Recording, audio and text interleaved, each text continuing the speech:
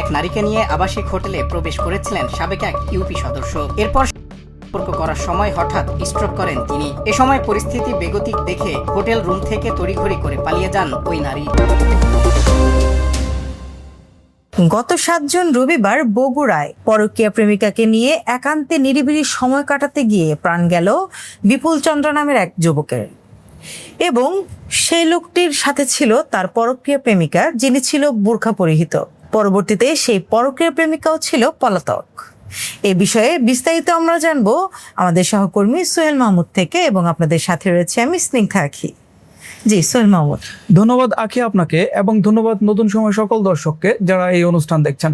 আমরা আপনাদের আজ যে ঘটনাটির অনুসন্ধান জানাবো সেটি খুবই লোমহর্ষক একটি ঘটনা, এবং ঘটনাটি ঘটেছে গতকাল 7 জুন রবিবার বগুড়া শহরের চারমাথা এলাকায় সেঞ্চুরি নামক আবাসিক হোটেল থেকে একটি উদ্ধার করে পুলিশ। হোটেলের লোকজন একটি রুমের দরজা খোলা দেখে সন্দেহ করে এবং দরজা খুলে দেখতে পায় অচেতন অবস্থায় একজন ব্যক্তি পড়ে আছে। পরবর্তীতে কাছে গিয়ে ধারণা করে যে তারা প্রাণ আর নেই, এবং সেই ভিত্তিতেই তারা পুলিশে খবর দেয়, এবং বগুড়া থানা পুলিশ তৎক্ষণাৎ এসে সুরতাল করে এবং উদ্ধার করে শহীদ জিয়া মেডিকেল কলেজ মর্গে পাঠায়। এই ঘটনা কিভাবে ঘটলো তার অনুসন্ধান শুরু করে পুলিশ।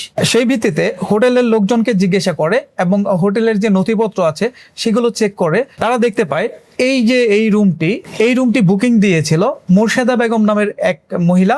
পরবর্তীতে তার সাথে এক পুরুষ যুক্ত হয় এবং তারা দুজনে সেই রুমে চলে যায়। পুলিশ তখন ওই হোটেলের সিসিটিভি ফুটেজ চেক করে দেখতে পায় তারা দুইজন ওই রুমে প্রবেশ করে, এবং বেশ কিছুক্ষণ পর সেই যে বোরকা পরিহিত মহিলা সে তড়িঘড়ি করে হোটেল থেকে পালিয়ে যাচ্ছে। তো এই ফুটেজ দেখে পুলিশের সন্দেহ হয় যে হয়তো এই মহিলার সাথে তার খারাপ কিছু হয়েছে, যার কারণে এই যে হোটেলে থাকা ব্যক্তি সে করেছে। এবং সেই ভিত্তিতে হোটেলে পাওয়া তথ্য মতে সেই নারীর মোবাইল নাম্বার এবং ঠিকানা অনুযায়ী তথ্য প্রযুক্তির সহায়তায় তাকে পরবর্তী 4 ঘন্টার মধ্যে ঠাকুরগাঁয়ের একটি এলাকা থেকে তাকে গ্রেপ্তার করে পুলিশ।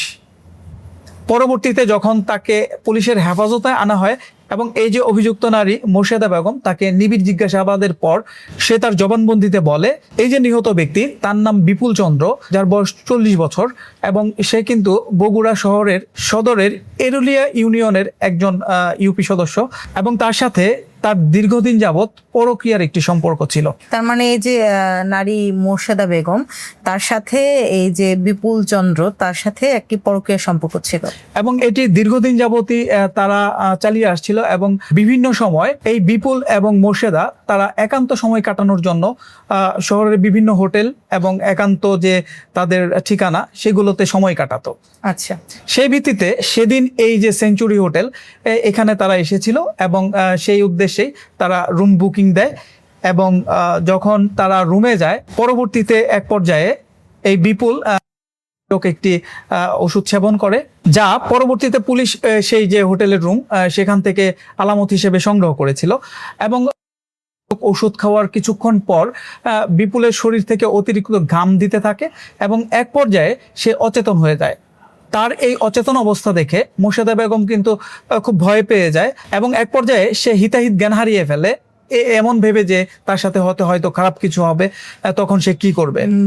যেহেতু নারীটি হোটেলটি বুক করেছে এবং বিপুল চন্দ্র যিনি আপনি বললেন যে উনি একজন ইউপি সদস্য, তার মানে তিনিও কিন্তু একটু বগুড়া শহরের পরিচিত মুখ, প্রভাবশালী। সেই ক্ষেত্রে তাদের এই যে পরকীয়া সম্পর্ক, এটি কিন্তু জানাজানি হয়ে যাওয়ার একটি ভয় ছিল তার মধ্যে, যে খারাপ কিছু হয়ে গেলে সে বেঁচে যাবে, এরকম একটা ভয় থেকে সে কিন্তু তড়িঘড়ি করে সেই হোটেল থেকে পালিয়ে যায়। পরবর্তীতে যেটি বললাম যে এই যে হোটেলের লোকজন তারা সন্ধান করে যে এটি বিপুলের এভাবে অচেতন অবস্থায় পড়ে আছে। পরবর্তীতে পুলিশে খবর দিলে পুলিশ এসে সেই করে এবং তাকে ঠাকুরগাঁয়ের একটি এলাকা থেকে গ্রেপ্তার করে। আচ্ছা, এই যে ঘটনা পুলিশ কি বলছে, এটিকে আসলে এই যে মোর্শেদা বেগম যেটি বলছে যে ওষুধ খাওয়ার পরে উনি অসুস্থ হয়ে পড়ে এবং সেটি দেখে উনি ভয় পেয়ে পালিয়ে যায়, আসলে কি এটি এই ওষুধের জন্য, মানে ওষুধ খাওয়ার কারণে এটি ঘটেছে, নাকি এটি কোনো আপনাকে পুলিশ কি জানিয়েছে? বগুড়া থানার ভারপ্রাপ্ত কর্মকর্তা ইব্রাহিম আলীর সাথে আমাদের কথা হয়েছে।